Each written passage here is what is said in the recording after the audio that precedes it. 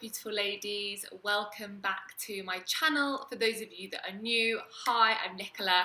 I am a mindset coach and business mentor working with female founders, female entrepreneurs, coaches, online service providers looking to hit more consistent sales months whilst also feeling fulfilled and living a life that supports, excites and motivates them. So in today's video, I'm going to be talking about 3 tips to help you as a business owner remove overwhelm. These are 3 things that I use myself, I use them with my clients, and they are game-changing tips that I can assure you will remove those feelings of overwhelm when they creep in. I'm filming this in January, beginning of January 2022, and personally for me, the beginning of a year can feel particularly overwhelming with goals, visions, plans, a lot going on. So I thought this would be a really appropriate time to film this video for you, and let me know in the comments any other tips that you have that you would like to share. Don't forget to subscribe and like this video, and yeah, let's get to it. So tip number 1. Also, if you see me looking to the side, it's because I've got my notes so I don't forget anything. Tip number 1, strip things back. What I mean by this is, how can you keep things simple? Sometimes at the beginning of the year, beginning of a project, beginning of a new program that you're launching or service that you're offering, we have a tendency to overcomplicate things. However, my question to you would be, what is the low-hanging fruit? By this I mean, what are the quick wins? So if you have got what seems like a long, never-ending to-do list of things that you would like to achieve or accomplish, start with the quick wins. Now this goes against sometimes what I often say with the whole concept of starting with the biggest task first.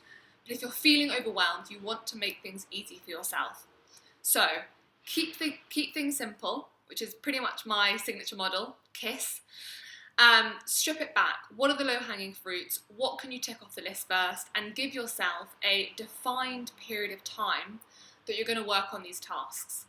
So let's say tomorrow you're looking at your list and you think, oh my goodness, I've got so much to do, I don't know where to start, I'm feeling overwhelmed. Give yourself an hour. Between 10 and 11 tomorrow, I'm going to work through 3 things on my to-do list. Leave it at that. If you have an unopened amount of time, or a non-defined amount of time, that in itself is overwhelming. Because you just think, where do we start? When are we going to stop? What does that process look like? When you give yourself 50 or 60 minutes to complete a task, regardless of how much you accomplish, you know before you start what the task is and what your intentions are. So that's tip number 1. Tip number 2. This is a bit of a reflective exercise to begin with, but I want you to identify and get really clear on what areas of your business and life as well are causing resistance or stress or that sort of feeling in your gut. What areas of your business feel like they're draining energy, that you keep procrastinating on, that you keep feeling stressed about when it comes to doing it? Understand what those are, and then ask yourself, how can I make this element or this task or this process simpler? Now, the way that's proven to me to be helpful with this is to outsource. This could be asking or working with a VA for an hour a week. Because I appreciate, VAs cost money and we're not all necessarily in a position where we can just outsource everything. However, if you employ a VA for 1 hour support per week to help with tasks that really don't make you feel good, I promise you it'll be worth it. Maybe it's with your finances, maybe it's with your email newsletters, maybe it's with onboarding new clients, maybe it's with content creation on Canva. Identify just one task within your business that you would absolutely love someone else to do, because those 4 hours a month are 4 hours that you can be spending on doing things that you love, that you're good at, where your strengths lie.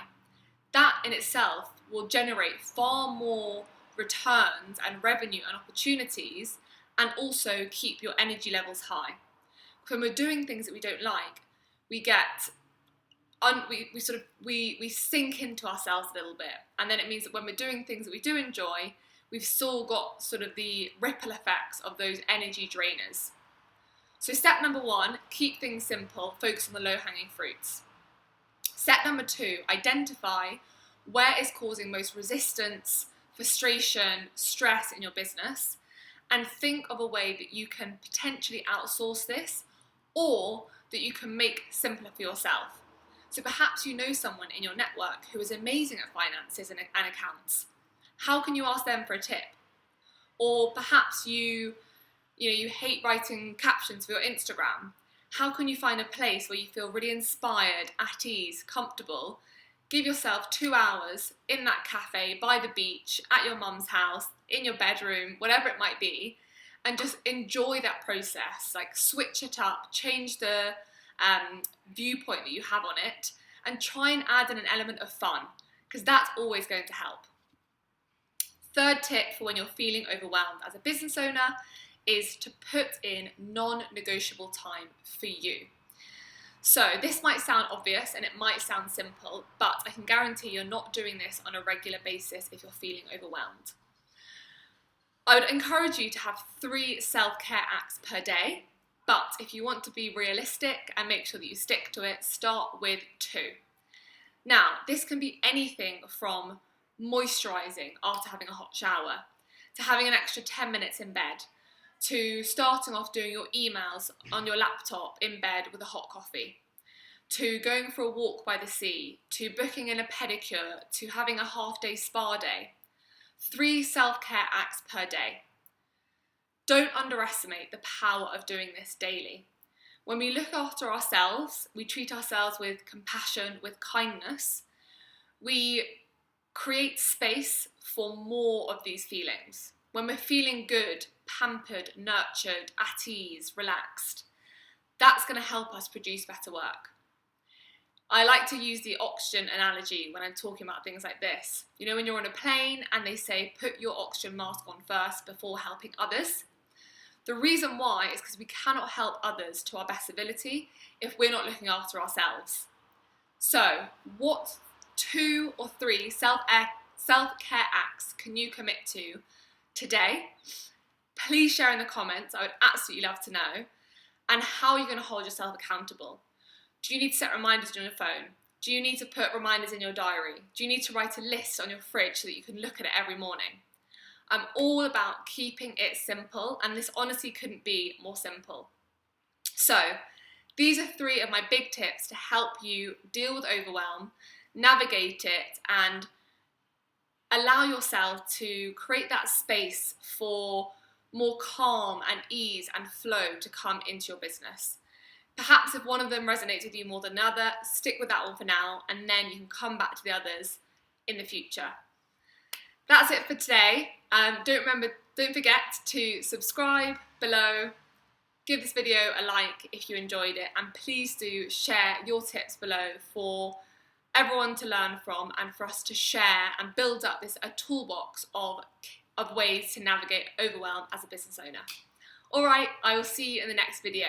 Bye!